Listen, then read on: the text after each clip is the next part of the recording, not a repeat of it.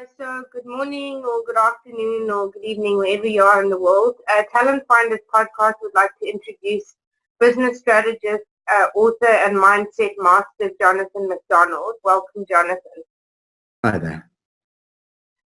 So firstly, congratulations on all your achievements. Can you please share with us more about your entrepreneurial journey?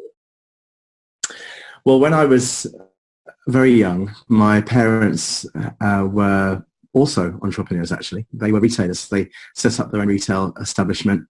And I grew up watching them go through the the ups and downs of the entrepreneurial journey, if you want to call it like that. And yeah, so I've always been witness to the trials and tribulations of that. And I've never felt uncomfortable with the fact that one year things are great and the next year things are really bad and the next year things are really great. And it seemed to me normal. And so my entrepreneurial journey has been very similar to that. I've been involved in now 10, soon to be 10 startups, of which 6 of them were spectacular disasters. 3 of them, up until the most present one, 3 of them have been relatively successful. But I've learned such an extraordinary amount of lessons about how things run. And you know what, I think in summary, my entrepreneurial journey has been that it doesn't matter about how great it is that your product is, or how smooth your service is, or how fancy your offices are, or anything like that. It's almost totally down to people and the purpose behind them. And yeah, it's been a roller coaster, but an enjoyable one. So Jonathan, you've written a book called Powered by Change. What compelled you to write this book, and can you share with us more about what the book is about? Sure. So when I was much younger, saw a proverb that said that when the winds of change are blowing, some build a wall and others build a windmill. And that really struck me, because I've only ever been certain of one thing, and that's that today is the slowest pace of change we'll ever experience. Yes. So thinking about that concept of being perpetual accelerating change, yes, it would appear that building a wall to resist change would be a pretty insufficient structure. So thinking about windmill as an analogy of something that can be powered by change, yes, I started to write the book. And it was called The Windmill Theory. But the chief exec of IKEA, who actually applied these learnings to his company and also has led the company from a $30 billion to a $40 billion euro turnover, he reminded me when he was writing the foreword to the book that this isn't actually a theory, it's a practice, because they've actually applied it. So so he said, what is it actually about? And I said, well, I've just said to you. And he said, so it's actually about how to be powered by change. And I said, yeah, I guess it is. So we dropped the windmill theory as a title, and we called it Powered by Change instead. Amazing. So being the co-founder and chief strategy officer from Money Catcher, Pty Limited, what do you believe you do differently in terms of your leadership style? Well, I think firstly I should say that despite the fact I was there at the beginning as one of the founding members, I'm not a co-founder, but I think that there's a lot of bios online that say that I am, so I'm going to adjust that. Yes. but that's I think what I've realised is that that leadership in general, of moving things forward, is around how people resonate with you, and how people resonate with the objective of the company. And so I've been very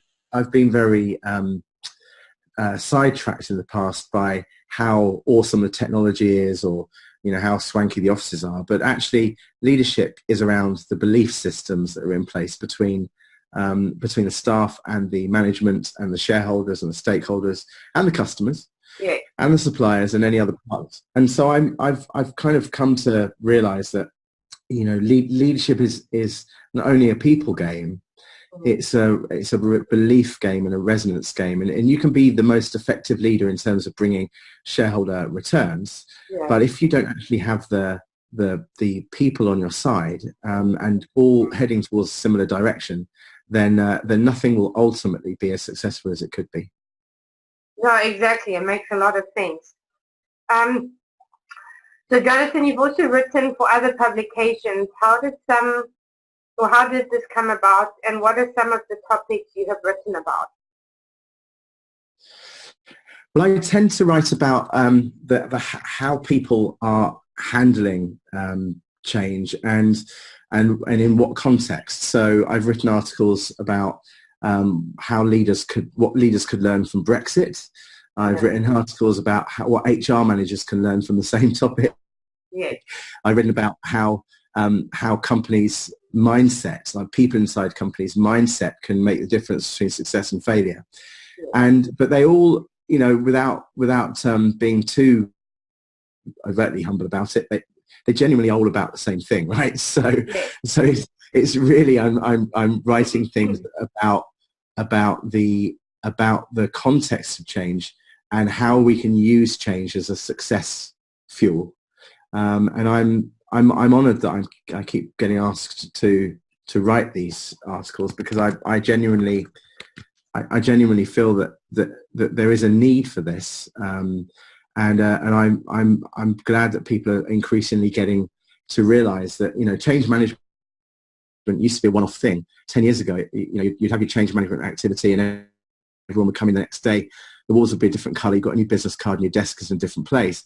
And now we're moving now from one-off change management to the management of perpetual change. Yes. And that's essentially what I'm writing about.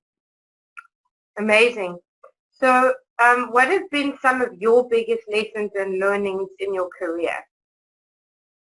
I think what I've learned is that people in business, if you're working for someone, then you are almost always fueling their dreams and ambitions, not your own. Yeah. If you work for yourself, then you have more of an opportunity to fuel your own ambitions. Yeah.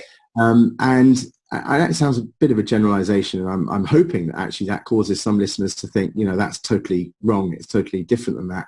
But what I've learned personally, just from my perspective, not as a generalization for the whole world, but from my perspective, it has been really blatant to me that if people are collaboratively aligned and their dreams are being fulfilled by a particular mission, then you've got a really, really good chance of really propelling forward. But if your personal ambition is misaligned to your, let's say, business partner or your boss or your staff, then that eventually needs to be reconciled. And it tends to end pretty negatively. In worst case scenarios, you can end up in a situation where you are, there's a hostile takeover or there's some kind of psychopathic behavior. But best case scenario, bizarrely, is that the company just disbands and everyone goes in their own direction. But it can be any way worse than that. Yes, of course. So what would you say some of your career highlights have been from a positive perspective? I would say my career highlights, working with IKEA has been a massive highlight, because they activated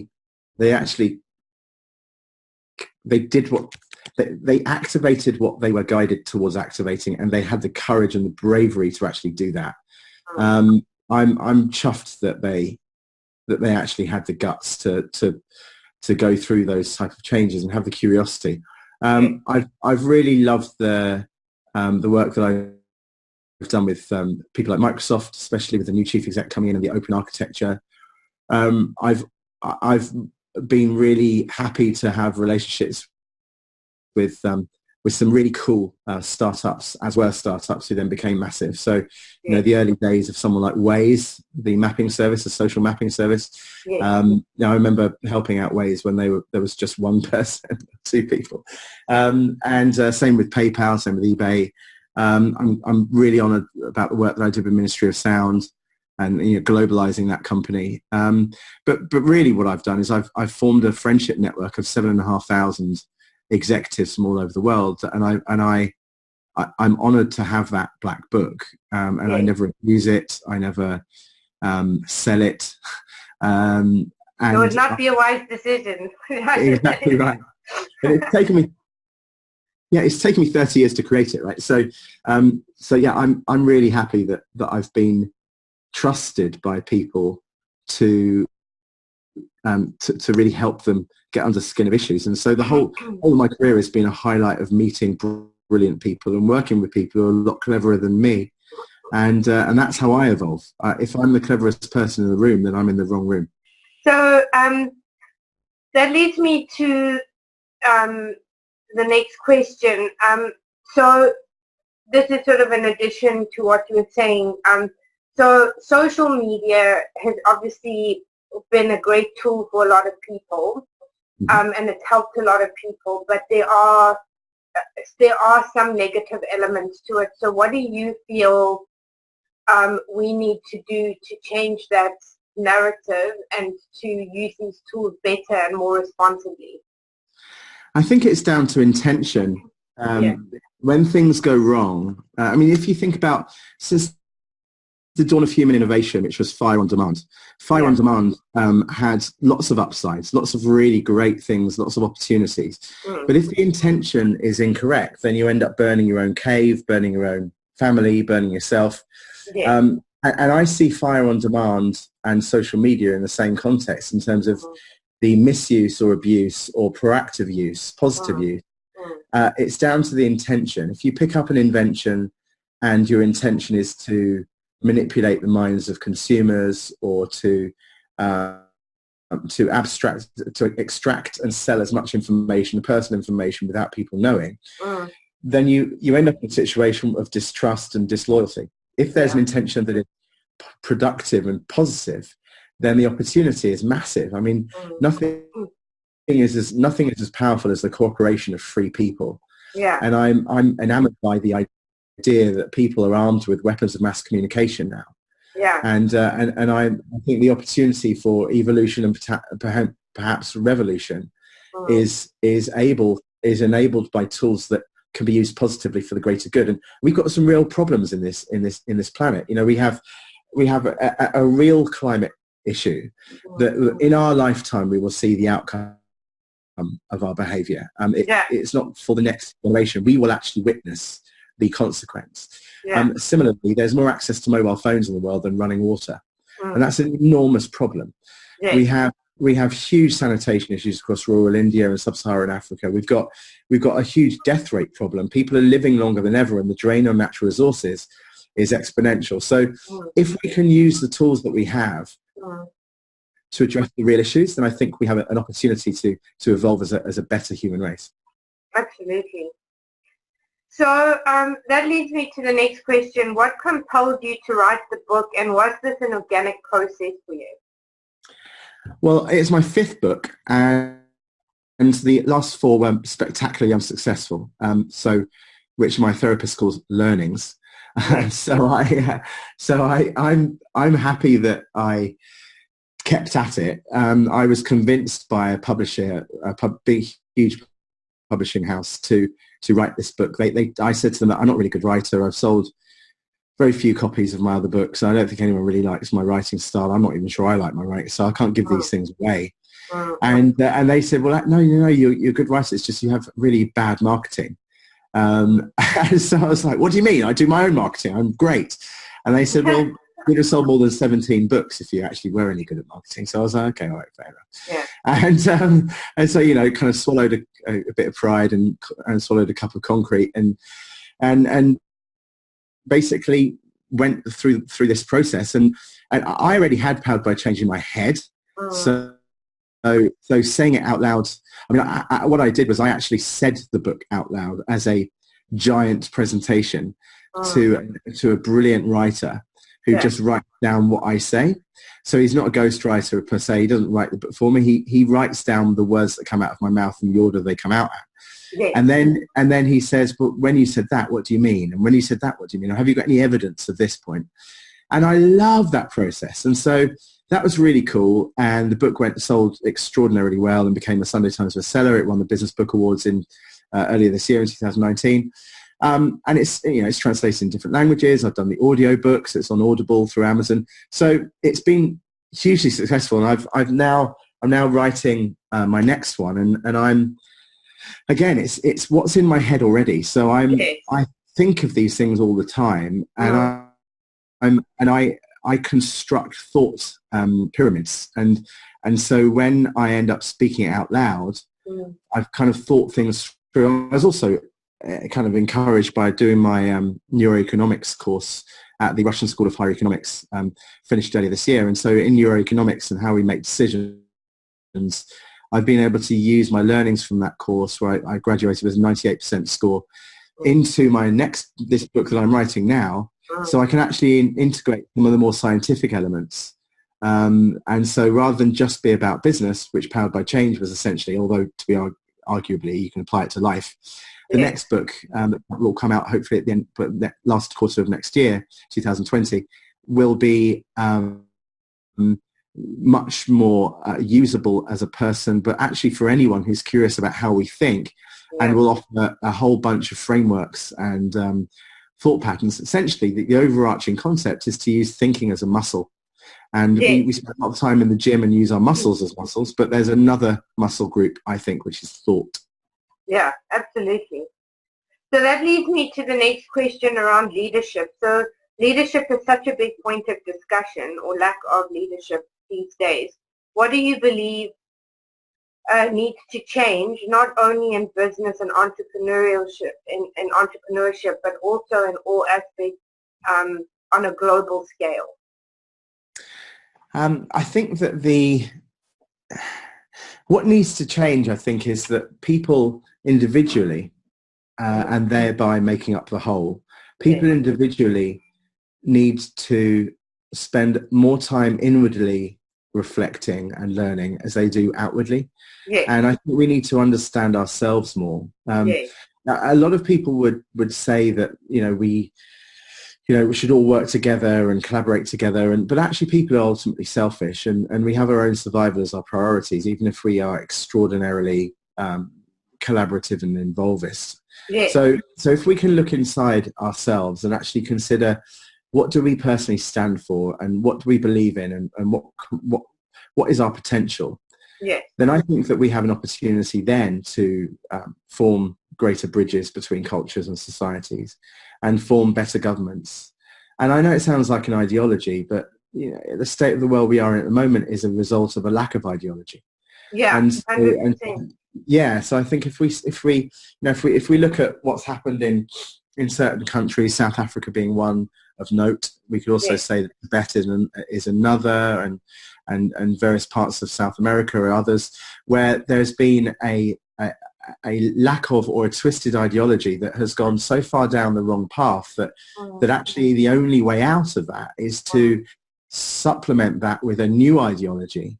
And of course, this isn't a magic wand, because as we've seen in even those territories I've mentioned, newer ideology is riddled with issues of its own. So the end of some regime, whether we can call it apartheid, we can call it the Cuban Batista, we can call it whatever we like. The end of a regime, when replaced with a new regime, has enormous issues that come with it, including greed and capitalist demands and control structures, and that's what I'm going. That's what I went earlier on, the point of human innovation, be that a revolution in a country, or be it fire on demand, or be it social media technologies.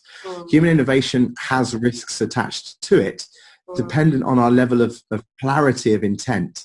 And if we intend very clearly to have a greater society, then our intention is more likely to outcome positively. But if our intention is to replace the old with a newer version, but we still have the emperor without clothes on, and we still aren't pointing out that the elephant is in the room, then we just end up with a slightly newer version of the old version. Very true. Very true. So that leads me to the last two questions. So what are your three key pieces of advice that you would give to other entrepreneurs, and what legacy would you like to leave? Well, the three pieces of advice would be: one, seek to build things that are in line with what you love. Yeah. Because in being an entrepreneur, it's tough. And many times you'll be in situations where you kind of want to just give up because no one is answering your call. No one's going to lend you money. No one wants to work with you. The product's delayed. The market isn't ready. And it's raining. So if you're doing what you love, yes, then those things become the natural course of events. If you're doing things that you kind of like but you don't really love, then you're probably going to end up giving it up. And that's the first piece of advice: do what you love. The second one is don't listen to anyone. I think that there's a lot of bad advice bandied around, and social media is a great platform for... And so much opinion that's not asked for. Exactly. And so I think entrepreneurs could do a lot worse than to not listen to the crap that's out there. And listening to some people is good. I tend to listen to people under the age of 10 and over the age of 80 more than people between over 10 and 80. True. So even people like Warren Buffett and old school still work. Yes, I think old school people, like really old people who've witnessed many changes, are as equally valuable as people who haven't witnessed any change and have the childlike mind. So anyway, I think that, so when I say don't listen to anyone, let me rephrase that to be careful who you listen to and read out the noise. Read out the noise from the signal, because there's a lot of noise. And as we're moving into a world with 30 billion connected devices in the next 10 years, the noise is just starting. Wait until your sofa has an opinion. So that's the second piece of advice. And I think the third piece of advice, to go alongside do what you love and filter the noise from the signal in terms of who you listen to, my third piece of advice is build something that you can leave as a legacy. And building something you can leave as a legacy enables us to actually force ourselves to think more futuristically than just whatever we can gain in the present. Yes. And so to that point, to your final question, what would I like to leave as my legacy? Yeah. I would like to have my children and my children's children to say to their friends in 50, 100 years' time, my dad was part of the movement that enabled people to understand themselves more and understand how to communicate better with each other. And that type of legacy that I could leave would enable people hopefully to see a world where we are able to fulfill our potential more. And I will never be, as just one person, I will never be the entire ringmaster or catalyst. But no, I mean, there's always those around you, right, that are part of that. That's right. And I'd like to play a small part of the movement of what I would call clarity.